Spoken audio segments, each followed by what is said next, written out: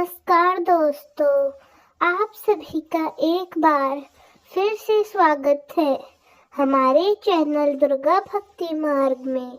आज मैं आप सभी को सुनाऊंगी खाटू श्याम जी की संपूर्ण कथा। खाटू श्याम जी बाबा का प्रसिद्ध मंदिर राजस्थान के सीकर जिले में स्थित है। खाटू श्याम जी को भगवान श्री कृष्ण का अवतार माना गया है। देश के करोड़ों लोग खाटू श्याम जी भगवान की पूजा करते हैं। खाटू श्याम जी के मंदिर में हर वक्त भक्तों का तांता लगा रहता है और विशेष रूप से होली से कुछ दिन पहले सीकर जिले में खाटू श्याम जी का विशाल मेला आयोजित किया जाता है, जिसमें राजस्थान सहित अन्य प्रदेशों के श्रद्धालु भी बाबा के दर्शन करने आते हैं। खाटू श्याम जी की कहानी महाभारत काल से शुरू होती है। उसमें उनका नाम बर्बरीक था। बर्बरीक भीम का पौत्र और घटोत्कच का पुत्र था। बर्बरीक बचपन से ही एक बहुत अच्छा योद्धा था। बर्बरीक ने अपनी माँ से युद्ध कला सीखी थी। बर्बरीक देवी शक्ति का बड़ा भक्त था। एक बार बर्बरीक ने देवी शक्ति की कठोर तपस्या की। बर्बरीक की कठिन तपस्या से देवी शक्ति वहां प्रकट हुई और बोली, आंखें खोलो पुत्र। बर्बरीक बोला, प्रणाम माते। माता शक्ति ने कहा, कल्याण हो पुत्र, मैं तुम्हारी तपस्या से अति प्रसन्न हूँ। बोलो तुम्हें क्या वरदान चाहिए। बर्बरीक बोला, माता आपने मुझे दर्शन दे के ही मेरा कृतार्थ कर दिया है। अब तो बस एक ही अभिलाषा है, आप अपना आशीर्वाद मुझ पर सदैव बनाए रखिए, जिससे मैं अपना संपूर्ण जीवन दीन दुखी लोगों की सहायता करने में व्यतीत कर सकूं। देवी शक्ति बोली, तुम सदा दुर्बलों की सहायता करना और उनका सहारा बनना। मैं तुम्हें ऐसी शक्ति प्रदान करूंगी जो तीनों लोकों में किसी के पास नहीं होगी, लेकिन तुम्हें मेरी दी गई हुई शक्ति का दुरुपयोग नहीं करना है। देवी शक्ति ने बर्बरीक को 3 दिव्य बाण वरदान स्वरूप दिए। वे 3 बाण अपने लक्ष्य को भेद कर वापस उसी के पास आ जाते थे। इसी वजह से बर्बरीक अजय हो गया। बर्बरीक अपनी माता के पास पहुंच देवी शक्ति के दिए हुए वरदान के बारे में उन्हें बताने लगा। वो अपनी माँ से बोला, मैं भी गौरव पांडव के युद्ध में जाना चाहता हूँ। मेरे युद्ध में जाने की बहुत इच्छा है। बर्बरीक की माँ ने कहा, पुत्र बर्बरीक, मैं जानती हूँ कि तुम एक महान योद्धा हो, इसलिए मैं तुम्हें रोकूंगी नहीं, पर मुझे वचन दो कि तुम हारे का सहारा बनोगे। तुम युद्ध में हारने वाले की तरफ से ही लड़ोगे। मैं आपको वचन देता हूँ माँ कि मैं युद्ध में हारने वाले की ही तरफ से लड़ाई करूँगा।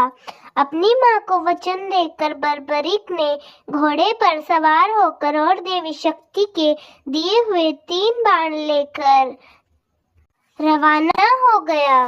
भगवान कृष्ण तो अंतर्यामी होते हुए भगवान कृष्ण जानते थे कि बर्बरीक केवल हारे हुए की तरफ से ही लड़ेगा, और वे ये भी जानते थे कि कौरवों को भी बर्बरीक के इस वचन के बारे में पता चल गया है। बर्बरीक कौरवों का सहयोग कर पांडवों का विनाश कर देगा। इस प्रकार जब कौरवों की तरफ से लड़ेगा तो पांडवों की लड़ रही सेना कमजोर हो जाएगी। उसके बाद वो पांडवों की ही सेना में चला जाएगा। इस तरह वो दोनों सेनाओं में घूमता ही रहेगा। श्री कृष्ण तो अंतर्यामी है। उन्हें तो पता था कि अगर बर्बरीक इस युद्ध में शामिल हुआ तो कोई भी सेना नहीं जीत पाएगी। और अंत में कौरव पांडव दोनों का विनाश हो जाएगा और केवल बर्बरीक ही शेष रह जाएगा। इसलिए रास्ते में ही श्री कृष्ण ने ब्राह्मण का वेश धारण कर बर्बरीक को रोकने का एक ही उपाय शेष बचा है। मुझे बर्बरीक से उनके शीश का दान मांगना होगा। श्री महावीर योद्धा, तुम कौन हो? ऐसा ब्राह्मण वेशधारी श्री कृष्ण ने उनसे कहा। यह कुरुक्षेत्र की रणभूमि है। तुम कौरवों और पांडवों के युद्ध में क्या करने जा रहे हो? बर्बरीक बोला, हे ब्राह्मण देव, मैं घटोत्कच का पुत्र बर्बरीक हूँ। मेरा प्रणाम स्वीकार कीजिए। मैं महाभारत के युद्ध में शामिल होने आया हूँ। ब्राह्मण बोले, ऐसा कैसे हो सकता है पुत्र कि तुम केवल 3 बाण से युद्ध में सम्मिलित होने जा रहे हो? बर्बरीक बोला, ब्राह्मण देव, यह कोई साधारण बाण नहीं है। इसमें से मात्र एक बाण भी शत्रु सेना को परास्त करने के लिए पर्याप्त है। ऐसा करने के बाद वापस तरकश में ही लौट आएगा। अच्छा, फिर इस पीपल के पेड़ के सभी पत्तों को छेद कर दिखाओ जरा। बस इतनी सी बात ब्राह्मण देव, अभी किया देता हूँ। बर्बरीक ने ब्राह्मण रूपी श्री कृष्ण की चुनौती को स्वीकार कर लिया। बाण ने अपने लक्ष्य से तुरंत छूटते ही सारों पत्तों को भेद डाला और वापस आकर ब्राह्मण रूपी श्री कृष्ण के पैरों में आसपास चक्कर काटने लगा, क्योंकि उन्होंने भी एक पत्ता अपने पैर के नीचे छुपाया था।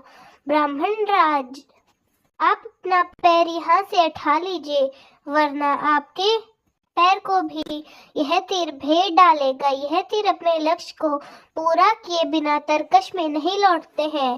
बर्बरीक के तीर अचूक है, लेकिन अपने निशाने के बड़े में शक्तिशाली है।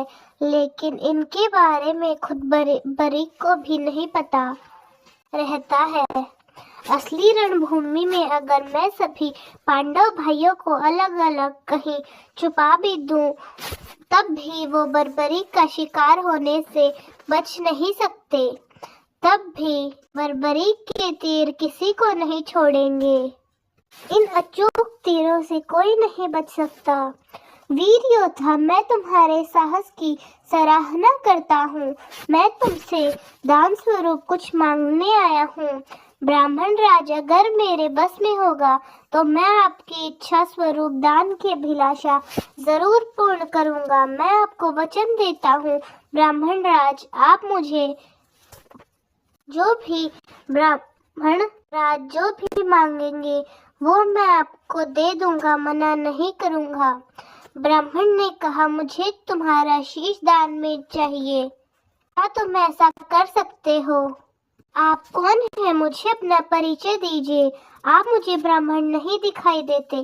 कृपा करके मुझे अपना वास्तविक रूप से अवगत कीजिए। बर्बरीक की प्रार्थना करने पर भगवान कृष्ण अपने रूप में आ जाते हैं। बर्बरीक उन्हें प्रणाम करता है।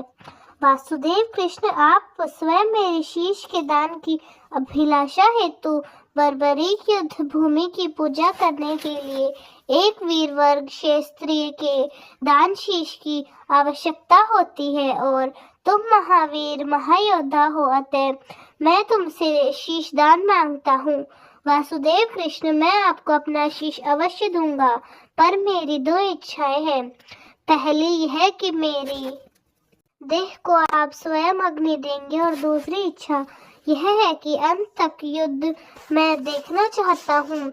ऐसा ही होगा। भगवान कृष्ण ने कहा, तुम हारे का सहारा बनोगे। तुम्हें श्याम नाम से पुकारा जाएगा। मेरे नाम से ही तुम्हारी कलयुग में पूजा की जाएगी। कलयुग में खाटू नाम से तुम्हारी पूजा होगी। फाल्गुन माह की द्वादशी को बर्बरीक ने अपने शीश का दान दिया। बर्बरीक को ब्रह्मा जी ने एक श्राप दिया था, जिसके मुताबिक उनकी मृत्यु पृथ्वी लोक पर भगवान कृष्ण के ही हाथों होनी थी, तभी वो श्राप से मुक्त हो पाएंगे। बर्बरीक का सिर युद्ध भूमि के समीप ही एक पहाड़ी पर सुशोभित किया गया, जहां से बर्बरीक ने महाभारत का संपूर्ण युद्ध देखा। युद्ध की समाप्ति पर पांडवों ने आपसी बहस होने लगी कि युद्ध में विजय का श्री को मिलेगा। इस पर श्री कृष्ण बोले, तुम सबको आपस में विवाद में पड़ने की कोई आवश्यकता नहीं है। बर्बरीक कोशिश संपूर्ण युद्ध का साक्षी है, अतः उससे बेहतर निर्णायक भला कौन हो सकता है। ठीक है वासुदेव, फिर हम इस निर्णय को जानने के लिए बर्बरीक के पास ही चलते हैं। तुमने तो युद्ध को बहुत ध्यान से देखा है बर्बरीक, क्या तुम हमें बता सकते हो, हम सब वीरों में से इस युद्ध को जीतने का श्रेय किसको जाता है? श्री कृष्ण ने ही इस युद्ध में विजय प्राप्त करने में सबसे महान कार्य किया है। उनकी शिक्षा, उनकी उपस्थिति, उनकी युद्ध नीति निर्णायक थी। मुझे तो युद्ध भूमि में सिर्फ वासुदेव का सुदर्शन चक्र घूमता दिखाई दे रहा था, जो कि शत्रु के शीश को काट रहा था। इस धर्म युद्ध को जीतने का संपूर्ण श्रेय श्री कृष्ण भगवान जी को जाता है। तुमने बिल्कुल सही निष्कर्ष दिया है। इसके पश्चात सभी पांडव बर्बरीक के निर्णय की सराहना करते हैं और भगवान कृष्ण से क्षमा मांगते हैं, क्योंकि वह जानते थे कि यदि स्वयं वासुदेव न होते तो यह धर्म युद्ध जीतना असंभव था। धर्म की विजय स्वयं वासुदेव कृष्ण के कारण हुई थी। भगवान श्री कृष्ण के आशीर्वाद से बर्बरीक को कलयुग में श्याम नाम से पुकारा जाने लगा।